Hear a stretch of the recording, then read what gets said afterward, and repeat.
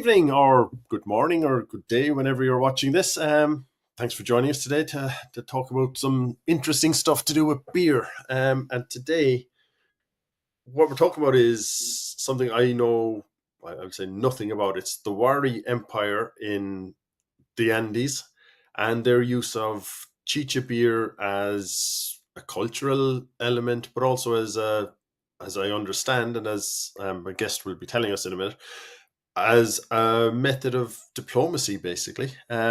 So hopefully we learn something interesting about all of this, and to tell us about it, I have with me Donna Nash, who's an Associate Professor of Archaeology at the University of Arizona. And she's been doing a lot of research on kind of excavations and even kind of doing the same brewing techniques and stuff to see what can be learned from it. So it's fascinating stuff. So Donna, thanks a million for taking the time. Oh, thank you. I'm happy to be with you. Let me make one more important correction. Arizona State University. Okay. Our rivals, University of Arizona. I didn't know. See, this is my ignorance is immense on these things. So okay, Arizona State University, very important. Yes. Very important difference. But you are still an associate professor of archaeology. Yes. That part I have right. That's correct. Okay. I'm a recent hire here at Arizona State University, and I'm really happy to be part of their faculty. But I've been researching the Wari Empire of ancient Peru and their beer making for almost 30 years. And over that time, we've learned quite a bit about this little known empire, as well as how beer played an important role in their expansion, and particularly in making relationships with the people they conquered. So the Wari Empire had its capital in what is known as Ayacucho, which is a department. So in the United States, we have states. In Peru, they have departments. Okay. And so Ayacucho is a department and a city. And so the capital was actually probably one of the largest cities occupied in South America before European contact. It was probably larger than 12 square kilometers with monumental buildings, 2-3-story structures. Okay. They started to expand to conquer other groups about 600 AD. And at their height, it was probably 850 AD. And then we see them sort of start to disintegrate and fall apart by, say, 1050, 1100 AD. Okay, so they were around a good 600 years. Yes. Right, which is and they controlled all the way beyond Cajamarca, which is a northern department of Peru, all the way to the south in Moquegua, which is where I work on their southern frontier. And that's a span of about 1,100 kilometers from north to south in the Andes Mountains. Right. And that's so almost all of Peru. Right. So this would be the same area that the Inca later. Yes.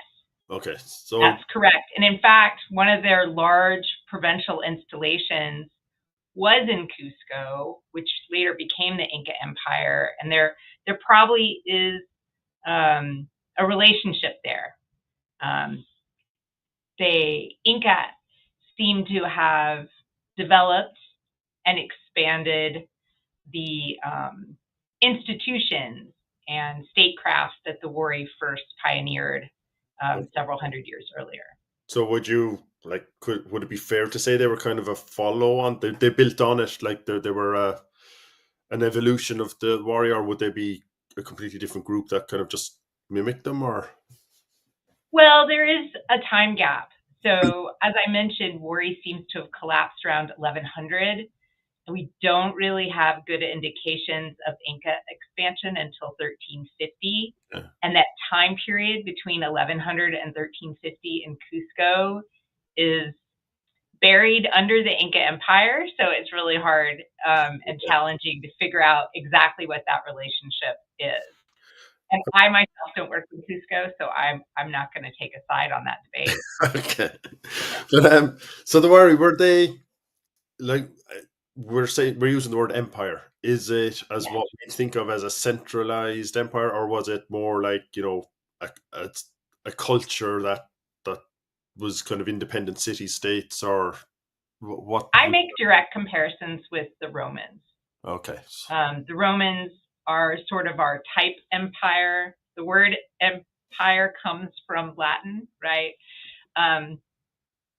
So I think there's some direct comparisons we can make between Wari and the Romans and how they behaved. Okay. So there was a central emperor, and he had a whole kind of, bureaucracy around it that kind of dictated what happened across the whole empire. Yes, we presume so. Okay.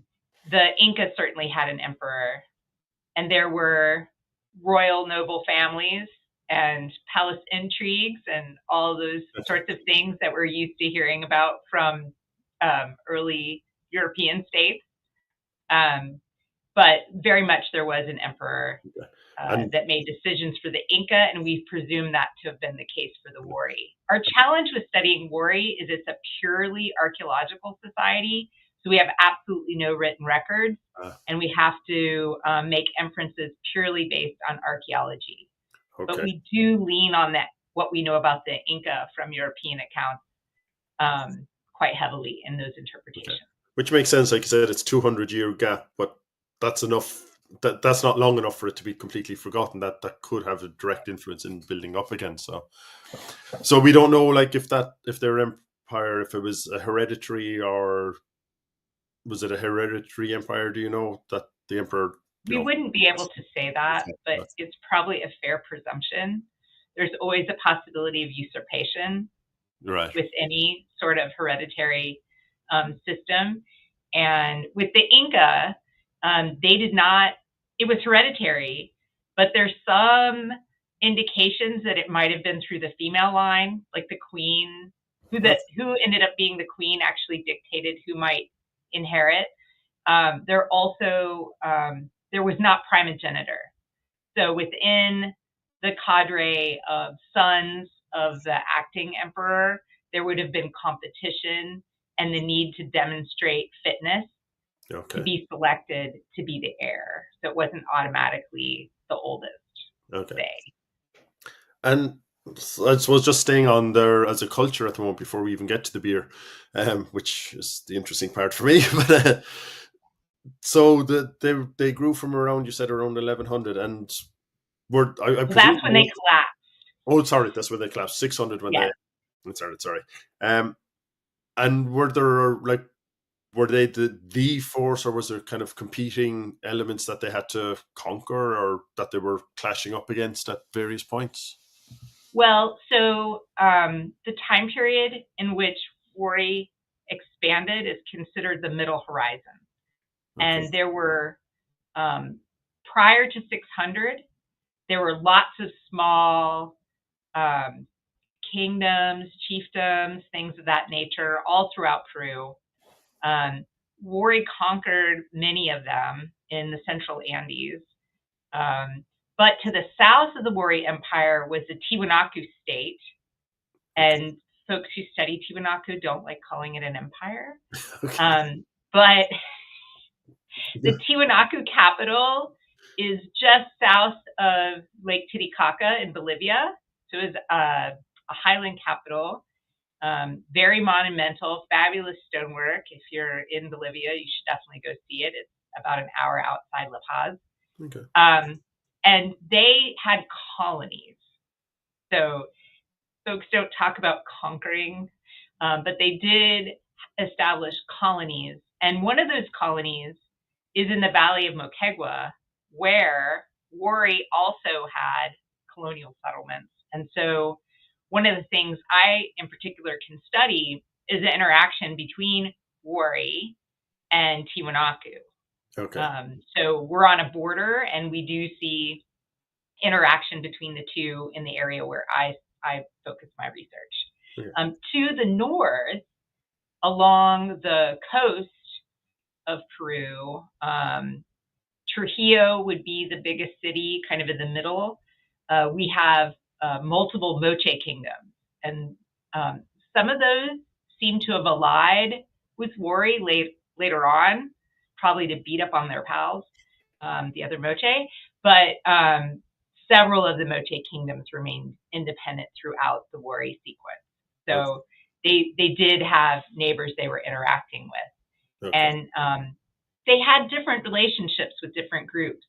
So there was a really powerful Cajamarca kingdom that seems not to have necessarily been conquered by Wari, but maybe allied with Wari. And so it's complicated, and it's particularly complicated because we don't have written history. Right. Yeah. So how you're just finding or discovering all this basically by digging and just finding the items. There's no writing on the items or anything to tell you what they were for. You have to just piece it all together. Right. And sometimes, material culture doesn't completely turn over. A drinking cup is a drinking cup. Right. So if we find things that look like Inca drinking cups, we can say they're Inca drinking cups. One of the things in particular that's important to recognizing that women were making the beer in the brewery we discovered is that there are these shawl pins. So the women wore dresses, and then they would have like capes or shawls, kind of like cloaks. And they used pins to stick them on. And so those are very distinctive, and only women wore them. So those were in use for the Inca, and we find them from earlier time periods like Wari, and even before that. So, that there are ways for us to make inferences about what objects were used for, using the Inca as a touchstone. Okay. But there's a lot of, social interaction and things like that we really have to devise through not just the artifacts themselves, but how we find them in different buildings and their relationship to each other, and what inferences of activity we can make from those associations. And so that's how most archaeology works. Yeah. And I think that's what we'll get to in a minute. Your reconstruction of actually brewing was intended to give you a lot of information that you can, if I understand right, was intended to show you what it would look like after the brewing so that you could identify other breweries. Right, exactly. So, okay, so then let's head towards this. So the beer, which Chicha, let's clarify our terms here. So Chicha is just basically means beer. It's not a specific type of beer, does it? Right, and the word's not even from South America. It was picked up, I think, somewhere in the Caribbean, or maybe in the Isthmus, in lower Central America. And then the Spanish just applied it to all beer-like substances as opposed to distilled spirits. Okay, so I didn't know that. I every time I heard it, it was always in reference to South America or Central America, and I always assumed it came from there. But so then, like I said, it just means beer, which as we know, like there are so many different types of beer. It's the same here. It doesn't mean anything. So they made it out of all sorts of things. Right. One of my colleagues found evidence they made it from peanuts. Can you imagine? Okay, sounds strange. I know. I'm not sure I'd want it, but okay. So yeah, I didn't. So they were growing peanuts down there as well. Yeah, peanuts actually originate in South America. Okay, that's another thing. I always thought that was further north, but there you go. So they're brewing beer, which could be from different ingredients, different styles, different methods of brewing. How important was it in their culture? From the sound of it, like, was it a central part of their culture, or was it just? I guess. Sorry, I'm just trying to put my thoughts together here, because you have discovered what was basically a state brewery that was used. It was a large-scale state-owned brewery that was used for brewing beer for which we'll get into, which I think, if I understand your paper, was for dealing with diplomatic relations and with locals. But then was beer as a whole, you don't have evidence of, but you're not ruling out that it was kind of brewed on small scale as well. So I guess what I'm kind of working around trying to clarify this is, where did beer fit in? Were people drinking beer every day? Do you know where We they? don't think so, or I don't think so. We have evidence of beer making going back maybe, I should have looked this up before the interview, at least 1200 BC, maybe like some indication. It's really hard to be definitive without residue analysis, which is challenging when it's corn because corn shares so many like compounds with other things. Okay. But in the period before Wari expansion, let's say 200, 300, 400, we see an increase in people making fancy stuff that you might wear to parties, I'm calling them parties, but formal celebrations of a ritual political sort where we, show how wealthy we are and how important we are, and then we negotiate some kind of arrangement, like whether it's a marriage between elites or, some kind of trade. We're going to send you potatoes and you're going to send us jerky, llama jerky or something like that, right? But we really see an increase in the number of cups we find in archaeological context during this Wari period. And the Wari had cups and the Tiwanaku had cups. The Moche drank out of these weird syrup spout vessels, some of which were designed to make whistle. So you couldn't sit there and pretend you weren't drinking. They could tell that you were drinking based on the noise it would make. And some of the cups are have round bottoms. So you can't set them down. You have to hold them the whole time or they would tip over. So there's a lot of drinking game or, well, as someone with a PhD, I was in college for a very long time, let's say. And so I recognize some of these techniques for making people drink more than they want to, right? But we really see an increase in the number of cups that we just find in general at sites.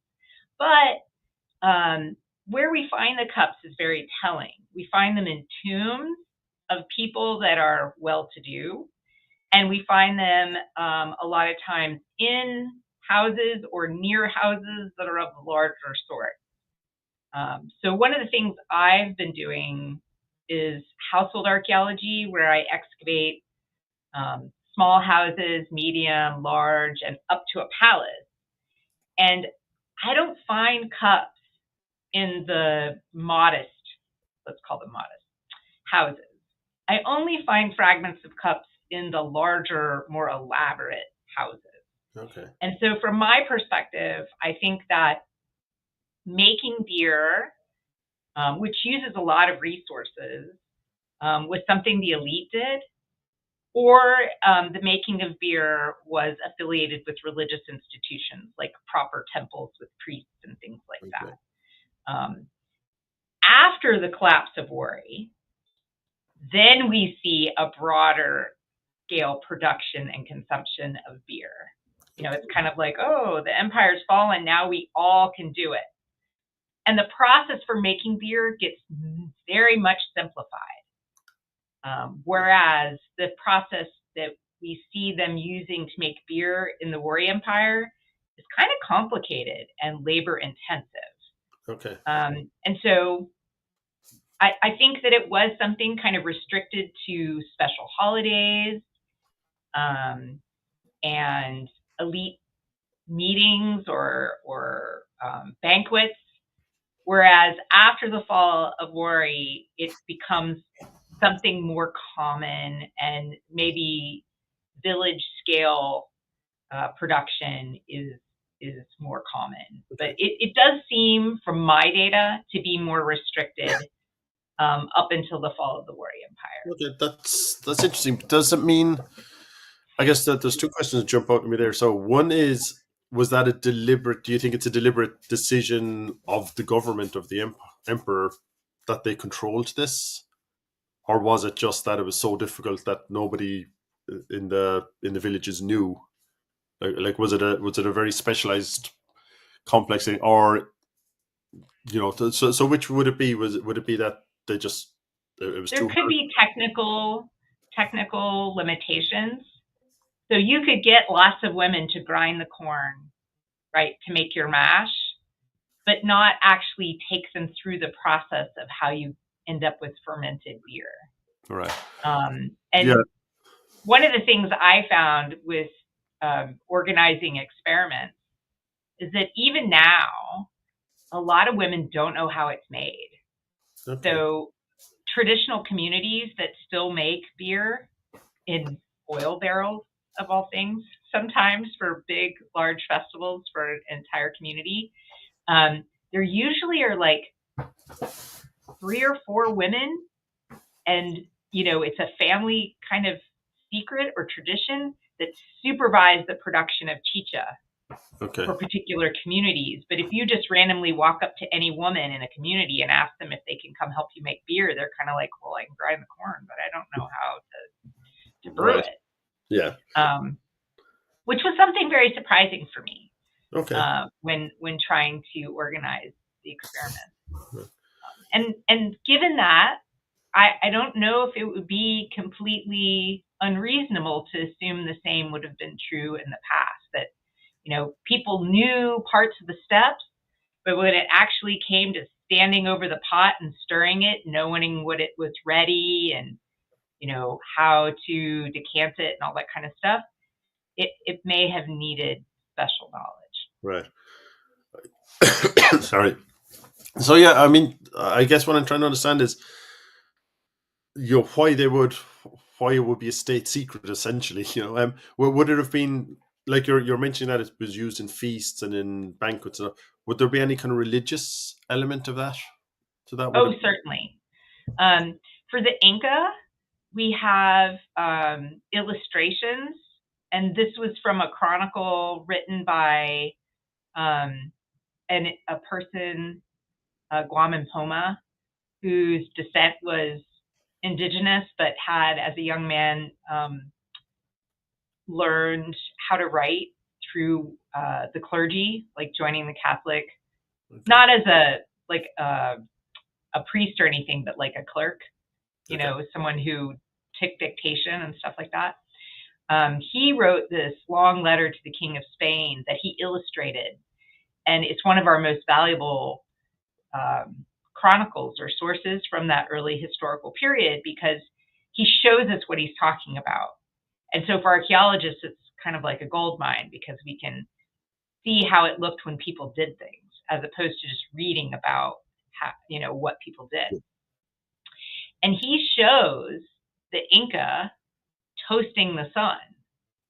Like a woman is pouring beer into cups, and there are 2 cups for her and 2 cups for the emperor, and he holds one and drinks out of it, and then some kind of supernatural being is carrying the other cup up to the sun, so that the sun can drink with the Inca. And the Inca claimed that they were descendants from the sun, so that was part of their like legitimizing their position, is that they were kind of demigods who descended from the sun, and that after their death they would join the sun in the sky. And then the woman also had 2 cups, and she would do it in turn. There was a lot of complementarity between men and women, and a lot of times women were very involved, not just in making beer, but in rituals and things of that nature, like these ritual toasts. And there are accounts of Inca noble families going to visit each other, and at the door, when you would arrive at a country estate to visit, you would always have a jar of chicha with you and a pair of cups, and you would drink with the person at the door or inside as like a greeting. There are also stories of the Inca making alliances with local leaders as part of conquest, alliance building, expansion, and they would drink on it, and each person that made an agreement would keep a cup, and the cups were made in sets. So not only like religious elements there, but also kind of secular or institutional statecraft sort of agreements were sealed with a toast or beer. And so for the Wari, then that could be that they kept it centrally controlled. It was a central state function because it was so important. It was both I religious think they and tried to. okay. I think it's possible that some of the places they conquered already had widespread beer making. And as we know from the states that we live in, the government can't always control everything. There's always like illegal trade at Right. black markets and all that stuff. So, but they could say you shouldn't. They could say it's illegal. They could punish people who, went against the dictates. Those of us who study states and empires, we use the term sumptuary law, which basically is a law or a rule against people of the lower classes using or owning certain types of objects. Okay. So, like royal purple, or, as a commoner, if you like somehow came across a crown, you couldn't walk around with a crown on. Right. The king wouldn't like that, sort of things like that. Or, we even have rules against imitating an officer. Like you can dress as a police officer for Halloween, but you can't go around with like a more official kind of Right. costume and tell people you're a policeman and say, give me your car or whatever. I'm a policeman. I mean, we have laws against that. Yeah. And so I would suggest that, beer may have been one of those restricted things where you could drink it at festivals, or if you had a wedding or some kind of special event, you could go ask your patron, like the mayor of the town or whatever, for some beer to celebrate. Okay. So you wouldn't necessarily have the resources, or even the big pots you would need to make enough beer for a party yourself. You might need to borrow that thing, or ask for beer for a celebration as opposed to being able to make it yourself. Right. And so they use this then as, like you said, it's festivals within within the Wari Empire themselves, or it could be weddings, it could be state festivals, and also they used it then when they were kind of, as you mentioned there, with the cups, as kind of when they were doing treaties with other groups and things like that. They would have it as a big festival because, if I remember from the paper you sent me, like at that brewery there was signs that they used to have regular festivals. And it wasn't clear who was attending these festivals. Well, what we can say, we can measure how big a space is, right? So coming off of COVID, we're all very familiar with capacity, right? Like places that could hold 100 suddenly could only hold 20, right? And so as archaeologists, we measure space and say, oh, well, this space would be suitable for a party of 50 people, or this space could accommodate 2,000 people. And so the brewery is next to a plaza. And because it's centrally located in the site, it's been disturbed. Luckily for us, the brewery itself had not been disturbed when we got to it, but this plaza had been. Okay. And so we only had a bit of it that was preserved, but the bit we excavated had a bench along the wall, which means you could sit down and enjoy a beverage. And so that space is kind of limited. I would estimate like maximum capacity at like 70 or 80 people. And so then you can take the population of all the settlements in the region and kind of make an estimate of, well, what percentage of people could come to this party? And based on those estimates, at least adjacent to the brewery, and next to the brewery is a palace, which I've also studied. These were probably limited events, exclusive for local leaders. In my case, maybe leaders from the Tiwanaku state as part of diplomacy, meeting with these other folks.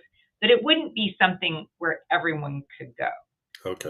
It would be, VIP only sort of events. There are two areas, ceremonial areas, that would have accommodated more people. These are not adjacent to brewing facilities as far as we can tell.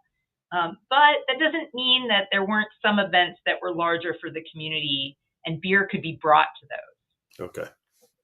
Now, in the Andes, there's also the idea that when people would pay their labor taxes, because they didn't pay taxes in kind, for the most part, Okay. they paid taxes as labor. Okay. So the state would have agricultural fields, and for your tax, you would come work on them like one day a week or every other week, and you would take turns with other people, and that was your tax. And so it's quite possible that as part of that work, they would have fed you and maybe gave you some beer. Okay. And that is still common today. If anyone comes to work for you, you're supposed to feed them lunch. You're right. Or dinner, depending on the time of day. So when I was running my archaeological research projects, the workers were like, "Oh, we want our lunch." And then I brought them sandwiches and fruit, and they're like, "Never mind, we don't want your lunch." We'll bring our own lunch. But it is still very much something you're obligated to do today, Okay. is provide food for people when they're working for you in a traditional sense. Obviously, like banks and grocery stores and stuff in Peru don't do that. But in a community, if someone's going to come help you plant or harvest, you feed them as part of it. And so there is some notion that you might make quantities of beer to give people. Okay. But I have a hard time buying that you'd let them get full on pissed, drunk.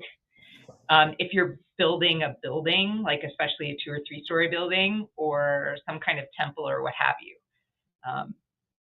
I subscribe to the idea that you as a patron, as a leader who gets the benefit of their labor taxes, that you would have regular festivals throughout the year where they can really let loose and have a good time. And then when the work comes, you feed them and maybe give them some near beer, as opposed to full on beer in large quantities. Because they do have things that we would consider near beer.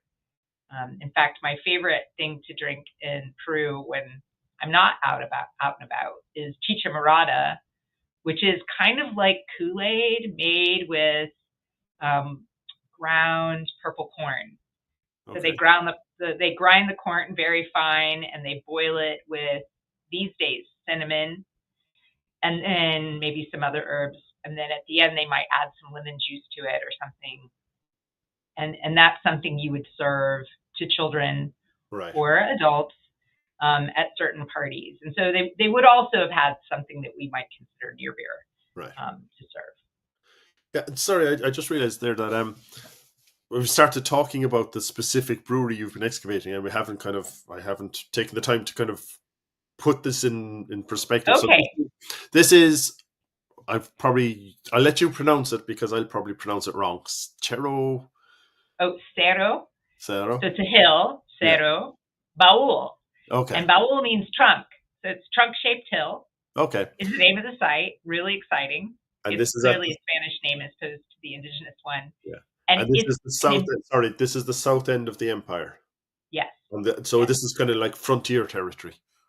Right, and it's like a citadel built on top of an impressive mesa with very steep sides. And the top of the mesa is 1 kilometer long. Okay. And we find really impressive buildings up there, several temples, a palace, and what we presume to be a state-sponsored brewery. Right. And that's what you've been, I don't know how long, excavations seem to go on forever. They all seem to be, so I don't know how long you've been excavating that particular one, but yeah, the work you're doing, like you've dug it out and that and excavated, and like you have the plan of there were X number of fermenters, which I thought was a fascinating thing. We might get to why the fermenters were kept separate, but like where they were boiling it, where they were grinding the corn and all. You can basically trace physically which parts were used for which steps. Right, and make inferences about the steps from what we're finding. Okay. Because there is multiple ways of making beer in the Andes today. And so, they could have made it one of many different, used several different processes. But we have one room, which we refer to as the grinding room, and it had 5 flat slabs along one wall. And because it was richly burned, they burned down the roof and they smashed all the cups and everything as part of kind of a ritual sealing of the structure when they abandoned it. Right. But when we brushed away all the soot from the roof and everything, you could see the impression of the knees of the person who would have been kneeling in front of the grinding stone in the floor, because the floor was compacted clay with plaster on it. Okay. But you could see where their knees would have been in the floor as they kneeled in front of the grinding stone. And we had the passive or table part of the grindstone, as well as the active part, the stone they would have moved back and forth. Okay. The door going in to this room, it's a rectangular room, maybe like 3 meters by like 8 or 12 meters long. To the right is the grindstones. To the left was this feature in the floor that we call the speed bump. And we think that was used to sprout the corn. So you lay out the corn on the floor and wet it over a period of days until it sprouted. And then you could put it, this room is on an open patio. So you could put it out in the patio to dry for a couple of days and then bring it back in and grind it into flour for your mash. So that one room revealed 2 important steps in the process, right? And then there's a whole room dedicated to boiling. And the hearths they used were very distinctive. They had stones placed vertically in the floor to support vessels with rounded to conical bases. And that would allow you to more efficiently use fuel, because this is in the dry highlands. The site where I work in Moquegua, Peru, Sarabaul, is just above the driest desert in the world, the Atacama Desert. Yeah. So it would be part of those dry highlands. And so I'm sure the Wari had managed forests to supply wood for when they wanted wood. But a lot of times we have evidence for dung fires. Right. So they would have kept large herds of llamas and alpacas. And conveniently, llamas and alpacas, once they pick a spot, they all poo in the same place and create these mounds of dung that you can easily collect and use. You can even compress them into briquettes if, some people do that in Bolivia, perhaps. I mean, today still. And so a lot of times you would be using dung fire, which burns at a lower temperature. This was part of our experiment. But will burn longer. Okay. Whereas if you use wood, you can achieve your temperature more rapidly. We did find a chicha production facility, a smaller scale one, at a different site, the site of Cerro Mejia, which is a hill adjacent to Sarabaul. It had 4 boiling hearths, and it had wood fuel. Okay. But the state-sponsored brewery had at least 8 hearths, and the evidence was they were, what we actually found, guinea pig dung in the fires. Right. So, I don't know if you know this, but in South America, in the Andes, and even up into the Caribbean, eating guinea pigs is a delicacy. Okay. I knew they did. I didn't know it was a delicacy, though. Yeah, it's it's like half a day's wage to buy today, have a full-on guinea pig dinner. So it's something pretty expensive to eat, and people usually do it for like baptisms or something. Okay. And if you're having a house party, you might like cut up 3 cuys and put it in a big stew that you're going to serve like 20 or 30 people. So it's still considered a delicacy. But they would have had guinea pigs at the Citadel for that reason, because Okay. it's considered a rich food. And we did find kui poo, as we call it, in the hearths. Now, the number of boiling facilities, like when we excavated, we found 8, but another archaeologist had actually discovered the brewery earlier than us. 1989, Robert Feldman was the first person to discover the brewery, and he excavated a small portion that included some of the hearths, but we're not sure exactly how many. And then we returned in, it took us several years. So we excavated parts of the brewery in 97 and 2004 and then 2007. So we did different rooms in different years. Because, as I mentioned, it was ritually abandoned. And so there was like the remnants of activity like embedded in the floor and tools left in place like the grindstones, but they had just like smashed all these beautiful ceramic vessels and burnt down the roof. And carefully excavating all that is very time consuming. And so we took our time and we focused on a different room in different years to make sure that we did a good job. Just brings up a question here. So you're saying it was ritually abandoned. So when was that? Do you know? So we have several radiocarbon dates. They don't all cluster together neatly for us. I would suggest it happened sometime between 1050 and 1150 AD. Okay, so I guess so that's towards the end of the empire, and this was Yes, yes, so, like probably part of the official withdrawal from the frontier. Right. Yeah. Okay, so I'm just wondering then, out of that, is it, when you're describing it as a ritual destruction, are we sure it was or done by them? It was a ritual, or it wasn't just kind of like smash everything up and go home, or some people come in, smashed everything up, or? So, since we carefully excavated it and we know where almost all of the decorated fragments came from, we have evidence not only in the brewery, but also in the adjacent palace and some other buildings, that they practiced something called ritual distribution. So they would take a beautiful cup, they would break it, and then they would place pieces of it in different rooms or in different doorways.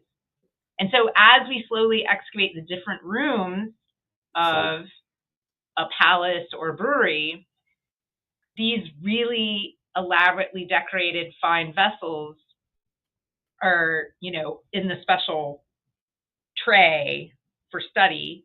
And we notice that we get pieces of them in these other rooms. Okay. And then we can go back and see exactly where they were placed. And oftentimes those pieces come with like clusters of obsidian knives or pieces of metal. And so we get these little ritual clusters of objects, including these fragments of pottery. And so it looks like the abandonment was ritualized, where they took their time over the course of several days and did it in a very systematic fashion before burning the roof. Okay, I never heard of that. It's fascinating. I'd never heard of someone doing that sort of thing, and like the work then to piece it all back together must be painstaking. Yes, it's taken me 15 years to do that. I have another publication that describes this process in detail without beer in it, just about right. The ritual distribution. Yeah. But yes, absolutely, it does take a lot of work and the careful excavation from the beginning. Yeah. Right, because if we just excavated an entire room and didn't know exactly where the pieces came from, we couldn't associate them with these other objects of high value and understand that they were part of offerings left on the floor in little piles. Yeah. So then the brewery, so it was around for, we don't know, 100 years, 200 years. It was, the empire was kind of contracting, and so they kind of abandoned it in a, as you say, in a ritual way. Actually, we did in one area excavate below the floor, And there seems to be indications that there was an earlier phase of the brewery as well. Okay. So even though the one that we excavated on top may have been in use 100, 150 years, there probably was an earlier version as well. And then at some point they remodeled it, maybe made it bigger or rearranged the activities or something of that nature. Right. Okay. And so, like, through these excavations, like you said, you were able to identify particular rooms.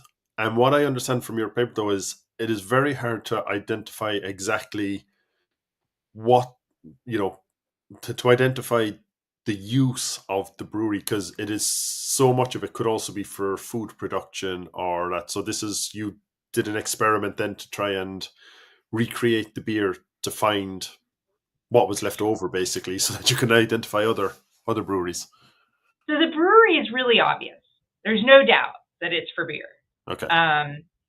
But the question, and the important question you asked me near the beginning of our discussion is, did everybody drink beer? And so our experiment was really to figure out, could people make small batches of beer in their houses? Okay. And if so, how would we recognize that? Okay. And so we're using the steps of the process from the really obvious brewery, where there's no doubt that they're making beer, to see like what would stand out in a house if people were brewing. Okay. And a lot of the minor, like the different little steps of brewing are the same things you would do to make daily meals. You're grinding corn or something else to put in a soup or make some little bread-like blood muffins, which sounds gross, but that's something the Inca did. Or, you're boiling stuff, you're boiling soup, you have to boil the corn mash. And the one thing, after all of our comparative experiments, that I think would be a good piece of evidence in a small house is that when you're fermenting,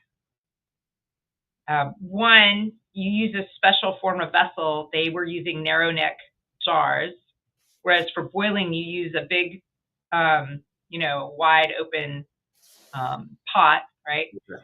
So they like to use narrow neck jars. And some of those narrow neck jars have pitting on the interior surface. And basically, colleagues in Africa, John Arthur, who's at University of South Florida, studies beer production in Africa, and he found that fermentation over time creates pitting on the inside of a jar. Okay. The yeast eats into the jar, more or less. And so I think the best indication that people were actually brewing is to look for fragments of jars with that very distinctive pitting inside. Okay. But it took a lot of experimentation and going through all the processes and seeing, we did an experiment in an open field, and then a week later we excavated the field like it was a fresh, like it was an archaeological site, so we could compare residues and scattered garbage and all the stuff that our volunteers from the local community left behind, to see what types of evidence would be distinctive as opposed to cooking, because we also did cooking so we could compare, and that's it. So it's really hard to make a distinction there. Yeah, because I remember you were saying on that like the corn, even if you're using the corn, the mash left over just gets fed to the animals, and everything. Right. Basically, it's circular economy essentially. Right. After the mash is boiled, they'll strain it, and they'll eat it themselves, or use it to thicken soups, or give it to animals. Right. So we don't find it in the archaeological record, as opposed to another ingredient the Wari like to use, which is Chinus moye, is its scientific name. In California and in Mexico, in California, it's called the Peruvian pepper tree in English. That, and also it winds up in peppercorn. Like if you buy the multicolored peppercorns, the white and the pink and the black, it's the pink one. That has a sugary resin, and you can soak that or bring water to a boil and steep it. Either one works. And that would have added like a distinct flavor, but also increased the sugar content for fermentation of corn chicha or any other chicha, really. But we do, based on the evidence we found at the brewery, we do think that they were definitely making chicha from corn, and then sometimes adding this moye as well. Yeah, so I mean, just go through the steps there, because I want to just bring you back to the fermenters in a minute, because they were like I said, they're the unique part. They're the part that you can identify, but they're also very fascinating in what they did with them. But if I understand right, the process of brewing the beer, first of all, it was very labor intensive and very long, because they actually germinated every time. That, like, if you wanted to brew a batch of beer, you had to take your corn, and then they, like you said, they germinated it, malted it, and so that was done for every batch. They didn't kind of prepare all that and keep it for 6 months, or. Well, I mean, they could have, but my informants thought that was terrible. Right. Like, you would never do that. Like, you would always want fresh ground. Because I remember, like, in your paper, you mentioned that the people went to the market and they were looking for corn which had worms in it, so that it was fresh. That's what they wanted. It wasn't, like I said, it wasn't dried up and kind of kept for 6 months. Well, the corn itself would be dry. Okay. So they leave the husk on and they dry the whole cob. Okay. And that's how they store it. And they also sell it that way. Right. Because that's, if you're going to make chicha today, you go buy dried corn. Okay. So there's other, like, as I said, they also make that near beer. Yeah. So they also have the dried corn just to make that as well. So they were buying dried corn on the cob, still in the husk. But they would pull the husk back and look for which cobs the worms got into. And their reasoning was that the worms prefer the sweetest corn. Okay. And so you also want the sweetest corn, so you buy the cobs with the worms in it. Okay. And they actually saved little goo left by the worms and added it on brewing day. Okay. Each to their own. That's right. Whatever floats their boat. They did toast it first. Okay. So, and they also, any kernel that was split, they saved for brewing day, and they toasted that corn first and then ground it and added it, like, by the handful into the different batches. Yeah. So that's like a complicated detail there that I didn't include in the publication, because I only give you so many words and you can't include everything. Well, you can tell me here, so that's okay. That's right. Well, I was thinking, yeah. So, how many people you had? Was it between 5 and 10 people you thought were kind of involved in the malting and the grinding? Yes. And that would be for every batch of beer. So, were these people there, like, working continuously? Were they coming up for 4 times a year? Were they? So we're going to use common sense. We have this thing called archaeological common sense. Okay. Where we try to apply logic to answer questions like that. And so, would you really build, like, a whole building with, like, several rooms and really beautiful stonework and stuff if you're only going to do it 4 times a year? Maybe. I mean, empires are wasteful.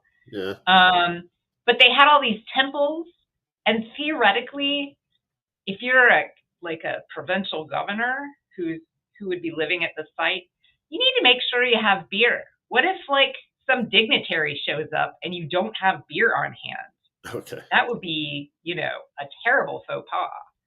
So I believe that they were, constantly making, sometimes small batches, but they had the facility to make, we calculate 1,800 liters of beer in a single batch. So for festivals, they could ramp up production, but for the day-to-day government and ritual that the brewery may have been supplying, I think they would have had people constantly, boiling and fermenting to make sure that they always had enough on hand to receive a traveling party. You know, they didn't have cell phones. And so, you know, people could just show up anytime, and you wouldn't know until you could see them like in the distance from the citadel coming up the path. So, you know, that might give you 4 or 5 hours warning. But you can't make beer in 4 or 5 hours. So you always have to have some on hand. Yeah, and the beer only lasted 4 or 5 days before it went bad. Right. So Once it was fermented for 3 to 5 days, then it only is consumable for 3 to 5 days. Okay. Yeah, because, well, no, if it was boiled, I'm just trying to think, yeah, that is standard beers, like before pasteurization and before filtering and that. Most beers lasted that long. So, but the women, like you said, they were basically high-ranking women. They were kind of specialists. Right. So it was they would have had special knowledge of the brewing process. They could have had anyone come in and take turns grinding. Right. And just recently, a team of Peruvian archaeologists has found a very large grinding facility with like 20 grindstones in a different part of the site, and that could have easily been used for brewing, you know, in the brewery. But the brewery itself did have its own smaller grinding facility with so that 5 women could work simultaneously. Okay, so they were pretty much every day then. Well, maybe not every day the grinding, but like at least once a week they were grinding corn, they were malting it. So it was kind of a continuous process. They might grind one day, boil the next. Well, based on, because we timed how long it took to grind, say, 10 kilos of corn, and they probably would have had to be grinding all the time to keep up with boiling, depending on batch size. They definitely maybe would have been grinding 2 or 3 days for a single boil if they were using the you know, all the hearts. Okay. And then once they had the corn ground, they basically boiled it. Yes. Okay. Right. That's where you said. And my informant, the expert we found, mixed it in a bucket first, and it looked kind of like pancake batter. Like they got the water boiling first, and then they made this stuff that I would describe as pancake batter, and added that to water that was already boiling. Okay. And then we used relatively small vessels, and it took between 45 minutes to an hour and 15 minutes, depending on the type of fuel. But she was like stirring it and tasting it and stirring it and tasting it the whole time, and then finally declared that it was ready to remove from the fire. Okay. So again, that's just experience that they knew how to do it. There was no measuring temperature or anything. It was just, it's ready. Okay. Right. And she just tasted it a lot. Yes. Okay. And it was boiling. It wasn't just kind of like hot. It was boiling the whole time, was it? Well, the water was boiling. Okay. When she added the cake batter, she she was controlling the temperature by adding dung or wood. Okay. Obviously, she knew exactly what she was doing. And, she may have brought it kind of to a simmer at one point. That's kind of hard to judge. Especially since she'd put the lid on for a little bit and then take it off and look. Yeah. So I need to do it like 10 more times if I'm going to get all the nitty gritty details. But for my purposes, I wanted the aftermath, right? Like I wanted the material remains to compare to my material remains. So. No, it's just I'm trying to think, because I've been talking and I've been reading up a bit in places like Norway and Lithuania where they still have traditional farmhouse brewers, and they do it the traditional way, but a lot of it's not boiled. It's what they call raw ale. So it's not boiled. It's effectively pasteurized, but it's got a lot more protein in it. So they seemingly, because the proteins are kept, they're not boiled away. And I'm just wondering whether, because boiling requires so much more energy, whether they'd have, whether they would have gone to that effort to boil it, or would have been. Well, I think it would be really hard for us to determine that at this point, because in the 70s or 80s, the Peruvian government sponsored kind of a hygiene of chicha making. Okay. Because in the highland areas, they were masticating it, like as part of the process, Okay. as opposed to, or maybe in addition to sprouting. Okay. They would put the kernels in their mouth and chew it and then spit it out, and that's what they would ferment. And the government really tried to eliminate that for health reasons.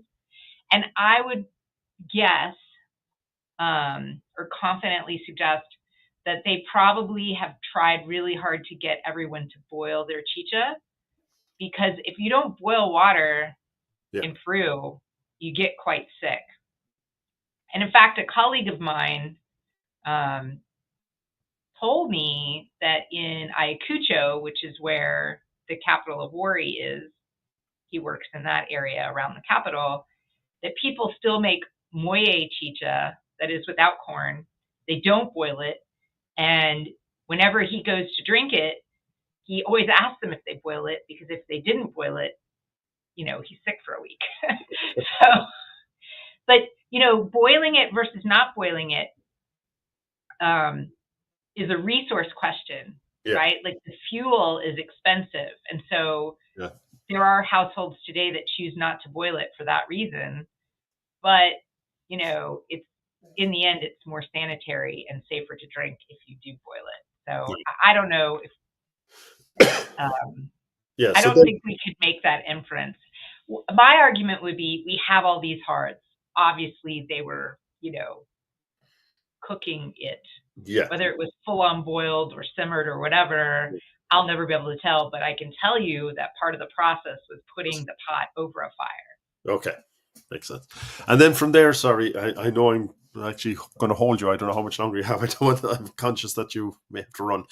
So, but I wanted to get to the fermenting, because you take that and you put it into the fermenters, and the fermenters are, like you said, they're a long neck vessel, but they're also prepared with fat, and like those are those are the things that make the difference between cooking and making beer. So they prepared those specially. They did. And people who do things can't always tell you why. I know. Like, the answer is, well, Granny did it, They did offer that it was to seal the pores of the vessel, but they didn't rub the fat on the cooking vessel. And so I'm just wondering if maybe it did help to seal the vessel, because it was on the outside, right? Not on the inside, the fat they rubbed, because it's going to sit there for several days, and the water could like sweat out of it. Okay. If that's not on there, but I that's the only answer they gave me, was that it was to seal the pores to prevent leakage. Okay. They didn't do the same thing to the boiling pot. Right. Yeah, what you're saying about, people can't tell you. It's exactly like I was mentioning there, the farmhouse brewers, and you read or you talk to them and it's, we do this, and why? Well, I don't know. I was told to it. And it's exactly the same response you get. But it's be interesting to try and think through how that started. If there is, like you said, if they don't need to do it with the boiling, then why they'd need to do it there. But anyway, how many fermenters? Well, now that I live on the west coast of the United States, I'm really thinking about giving it a go in my backyard. Okay. When I lived in North Carolina recently, we didn't have any Shinus molle. But here in California and Arizona, we do have those pepper trees. And so I think I might give it a go here in the next couple of months and see what more I can learn through trial and error on my own. So you're a soldier just doing it for science. That's right. And maybe for a party if it turns out. But so how many, was it 8 or 12 hertz you said for boiling? We found 8. There may have been more in the section that was excavated in 1989. Okay. So, but but that's obviously a relatively short part. The fermenting then takes a number of days. So how many fermenters would you think they had in, like, what would the ratio be? Well, so other archaeologists who have studied beer making, where folks are still using big ceramic vessels, the boiling time could be up to 4 hours. Okay. Okay. So if we say that you might need 4 hours, I wonder if you couldn't use the brewery twice a day, 4 hours in the morning and 4 hours in the afternoon, and actually have boiled, twice as many batches as you would for your fermentation. Yeah. And once I would think that and most of the vessels that we find that were probably used for fermentation are about 70 centimeters high, which you could carry around with 2 or 3 people carrying it.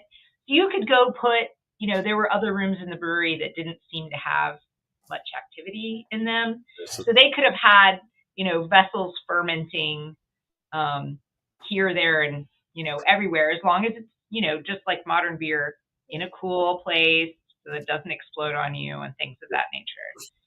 Okay, so there was no one room, so they were just limited by the number of vessels they had, and Right. and this would have been what they wouldn't have had yeast to add, would they, or would it be spontaneously the yeast from the air that fermented it? Now this is the debate, because you're not the first beer maker I've spoken with. Okay. They're like, but if they boil it, they kill the yeast. Like, what are they thinking? And so that's a really good question. But I can say that, we boiled the vessel, we boiled it, and it worked. Okay. It did become alcoholic. Yeah. One thing I would offer is that they really like to use the same vessels over and over again. Okay. And so I would imagine that the yeast is going to accumulate in those vessels over time. Okay. Also, they lay it out to cool before they strain it, like on a cloth. And so it could be picking up yeast in the cooling process. So that's speculative. Where were they laying it out? Well, the brewery itself does have a patio. Okay. Laying stuff out to dry doesn't leave archaeological evidence that I can pinpoint. Well, no, I'm wondering, like, was there, so they had it in this big pot that they just boiled. When you're saying laying it out, was it just moving the pot out, or were they pouring it onto a shallower vessel to cool down? Yes, that. So, like, dipping it into or transferring into a wide mouth jar to cool faster. Okay. So one of the things I need to go back and do is reconstruct more of the ugly pots from the brewery and see if we don't have specific things for, like, the mixing batter step and the cooling step and all these other steps that I discovered in the experiment. That's one thing left to do that's very interesting to me. Yeah, because how many pots do you need to make beer? Yeah. No, because part of what I'm thinking of is, lambic beers, where they're spontaneously, that they spontaneously ferment. So they make the wort, they pour it into this, what they call a cool ship, which is a shallow tray, and leave it overnight. But they can only do it on really cool days. And then the yeast in the air starts the fermentation process, and then they transfer it back. So I was wondering whether there would be that kind of intermediate stage, or is there any evidence of it, or any evidence that it wasn't, or? I think I have to glue all those pots together. Okay. To answer that question. That works for you now. I really want to. No, but the yeast, anyway, we're pretty sure was kind of wild yeast from wherever it came from. It's either existing in the pots already, or it came from the air, but it was wild. And even if, like, they use the same places to ferment over and over, it's my understanding that the rafters and the room would also, like, accumulate yeast over time. Yeah. So okay. And that might actually be another line of evidence to suggest that people couldn't easily just do it in their houses, like, because this accumulative process, or even using starter from old beer, which some ladies do today, is they'll go to the market and buy beer, because it has to yeast. start their beer. That's an important part of it. Yeah, that's true. I hadn't thought of that part. Okay, so at the end of all of this, I guess the one big question for you is: did you taste it, and what was it like? I did. I And did taste it, sour. and it tasted a lot like a goose. Okay, that's not bad. Yeah. Was it flat, Um, or was it like? yeah. It was pretty flat. Okay. And is that? Did you taste like beers that the locals are making now? Was it the same, or was the I process? didn't. I Okay. haven't. I was a little scared. All right. I was present for all the steps in the process, and we made sure that things were boiled and clean and what have you. And I'm a little timid about trying things from the market. It'd just be interesting to know whether, like you said. I mean, you're talking about whatever, not 1,000 years, but nearly 1,000 years ago, would it be? So yeah, how much things have changed, and like you said, they're encouraging to boil now and to do it. Whether it would have been slightly different, but Mm-hmm. no, it's a fascinating experiment. I mean, and then at the end of this, like I said, you got some nice beer. You kind of understand the process that they're using, and you then dug up the field the next day or something to see what the remains were and out of all of Right. this, the one thing you can say if someone's looking for household brewing there is to look for the fermenters. That is the key. Right. Okay. Right. You can do complicated, expensive analyses with residue. The corn, we can't detect that because it could just be, they're boiling their porridge. But the moye is distinctive, and we have worked with pharmacology, chemists, faculty, and we have definitively identified the moye residue in some of the vessels from the brewery. So that we can identify, but the corn, we're still not there yet.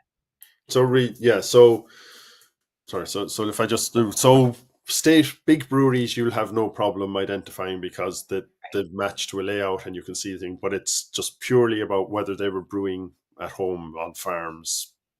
That is the hard part, and that's the fun. Oh, and actually, recently, some archaeologists have had really good luck with finding like starch grains that are damaged from fermentation that are caught like in the pores of the ceramic vessels.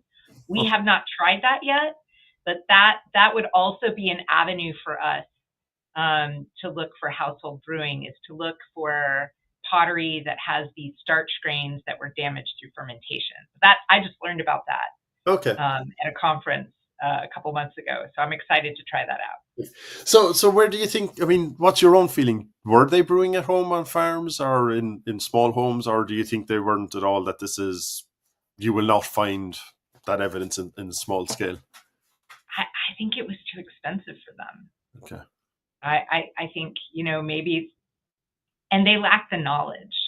I mean, there were a lot of technologies invented, lots of really amazing technologies in metallurgy and pottery production that came into fore like in 200, 300, 400, 500. But most people didn't know them. Like they were really technologies that were carefully guarded by the elite as a power strategy. And I would guess that beer making was too somewhat guarded in many parts of what became the Wari Empire. But when it collapsed, then there is evidence that it did expand it to become smaller scale. So it looks like it was a deliberate decision, like you said, to hoard the information or to keep it as something just for the elite. I would think so. And just to learn to brew beer, according to our informants, takes a couple of years, right? Because they're only brewing like 3 or 4 times a year for festivals now. And so it's something you really need to do several times with careful instruction so that you know what you're doing. And it just wasn't a widely known technology. Yeah. But it seems like there was a demand for it, just that because they all did it afterwards. That at least once they got the taste for beer, they kind of wanted more. It was just that. It was just that it was kept as a state secret or a high ranking thing that was just as a way of. So yeah, so would that be then as a way of, like you said, rewarding people that you can only get the beer when we throw a party, therefore you owe us something, and that's it. Yes, I'm sure that was very enticing for folks. Right. Also, it's enjoyable. A nice little buzz on Friday is great. But for them, there's also this aspect of mind alteration. And there is some suggestion they might have even added hallucinogens and things to certain batches.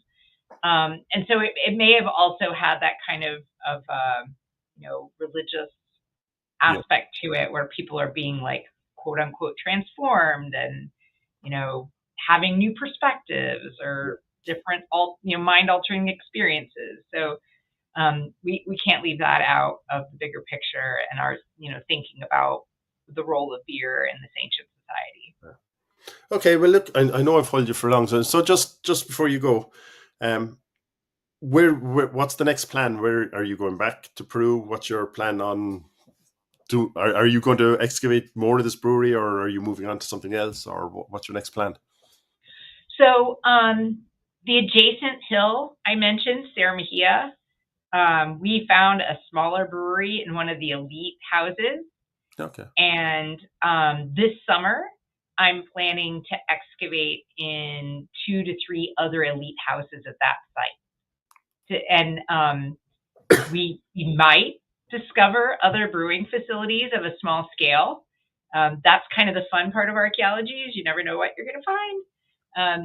So that will build on our understanding of how widespread beer making was, but also, kind of what other elite people were doing. Even if they weren't engaged in brewing, maybe they had some other kind of special knowledge that they were doing in their houses. So we've found, people who were making jewelry, people who were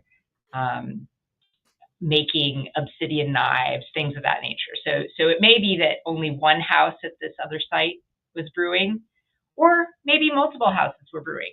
Hopefully we'll find out. Okay, well, best of luck. Yes, sounds like you have a pretty interesting job. I do enjoy it. Yes, it's great. Yeah, no, it sounds fascinating. So, yeah, best of luck. And listen, thanks a million for taking the time. I've held you for way too long. I'm sure you've got a very busy day. But I've enjoyed it, and you've given me some things to think about and look for. Okay, so that's you. Better. All right. That was Donna Nash. So thanks a million. And yeah, best of luck, and talk to you soon. Okay. Bye. Take care.